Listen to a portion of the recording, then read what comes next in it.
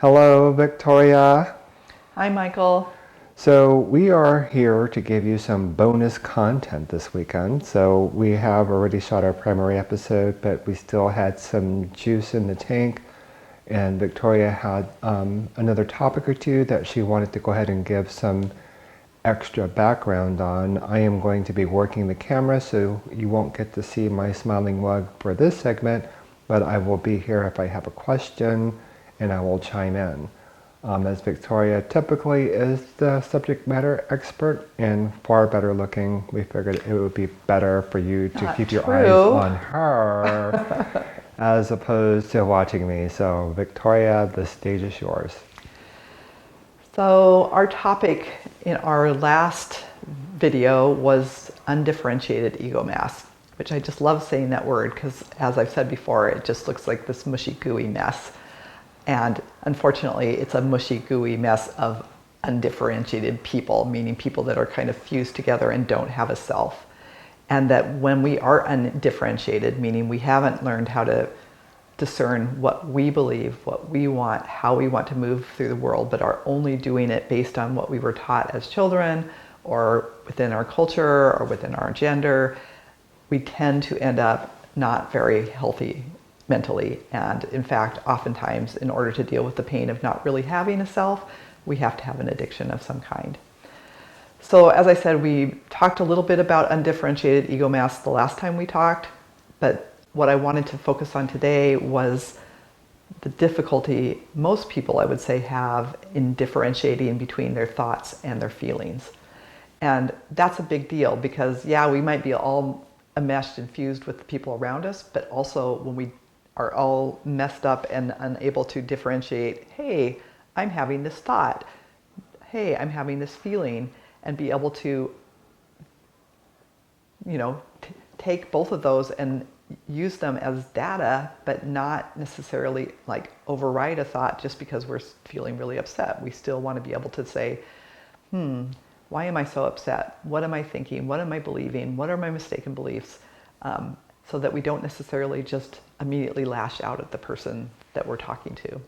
So, real quick, and you took lots of time to help me understand the difference between what I'm thinking versus what I'm feeling. Because I can say, I think I feel sad. I think I'm upset. I think I'm scared. But how does that? I mean, the fact that I'm saying it or acknowledging it, is that not what I'm feeling all the time?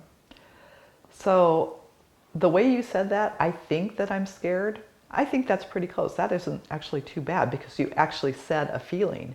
Most of the time when I ask someone what they're feeling, in my practice, either with couples or individuals, is I'll say, so what are you feeling? And they'll say something like, I feel that my partner is being rude, or I feel that my partner doesn't care about me.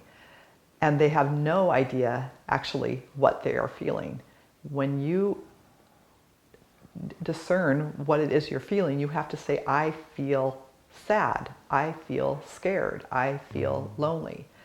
And I hardly ever hear someone actually say those words because I think that it's all mixed up inside, and people do not know. I shouldn't say just people, all of us have a hard time differentiating between what we are thinking and what we are feeling. And it's essential to be able to understand that they're two separate things and they are two different forces guiding us, and be able to go, okay, I'm going to check in my feeling stance on this, but I'm also going to evaluate what it is that seems like the best course of action so that you can bring both of those into the mix.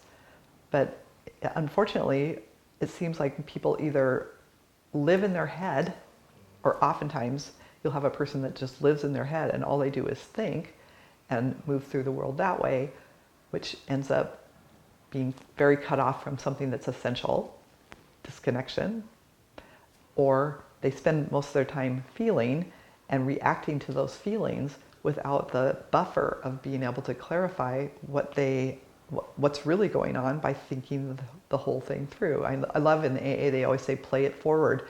So unfortunately, many addicts are often just acting out of feelings, and they don't have that ability at that, especially in early recovery, to go, but if I do this and I do this and I do this to try to get this person that I'm angry at to see my point of view, how's that actually going to play out? So now that we've hopefully given, a better stage versus, the feelings and the thinkings, how would you want to present the rest of this topic for our short session? I think the main thing I want to say is start to notice when you say the words, I feel that you are not then following that with a feeling. Or I feel that you are not being kind, right? There is no feeling statement in there at all. It's either you're talking about a thought and then you're telling the other person, you're evaluating what you think is going on in their head. So as soon as you say, I feel that, or I feel that you need to pause and stop and look inside and go, no, I feel sad when you talk to me in that voice that sounds, when you talk really fast and sound angry. I feel sad, or I feel alone, or I feel scared. And again, so we're talking about differentiation on the outside, but we're talking about learning to differentiate between the different aspects of ourselves and know which part of ourselves we're talking to. We're trying to get out of that gooey, mushy, undifferentiated state on the outside and on the inside. And the more we do that, the likelihood is we are going to be more mentally healthy and we are going to be more physically healthy. And this has been, it sounds strange, but this has actually been studied. Again, it's called Bowen theory. And they have found that people with a high level of differentiation, meaning they know what's going on and they can speak from that, do better out in the world. They are much higher functioning. And I think I have like one more thing to add to this, and then we'll pause for this particular episode. There's a woman named Diana Fosha who developed this therapy style called Accelerated Experiential Dynamic Psychotherapy, AEDP, which I think is the worst name I've ever heard any type of model used, because no one will ever remember it. Nevertheless, she has this term that she says, which is healthy people can both feel and deal. When people only feel, they're just acting out of their emotions, their life is going to be crazy and a mess.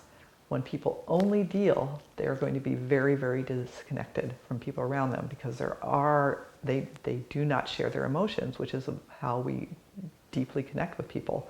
So a healthy human being is able to both feel and deal.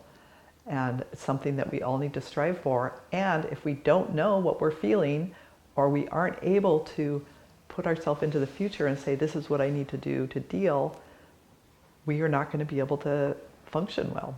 So I guess that's how I want to end this, is just consider, are you a person that feels and deals, or are you a person that generally is just run by their feelings or just run by their thoughts? And how do you start to integrate those two different ways of understanding ourselves and the world? And that's about it. Okay, so I think as a good little booster episode, that gives us something to think, going through the week. Maybe going forward, we'll have these little extras after the main episode, to give you guys some further clarification. As always, if you like what you're seeing, please hit that like button at the bottom of your screen. And if you want to be notified every time we put out new material, make sure you subscribe.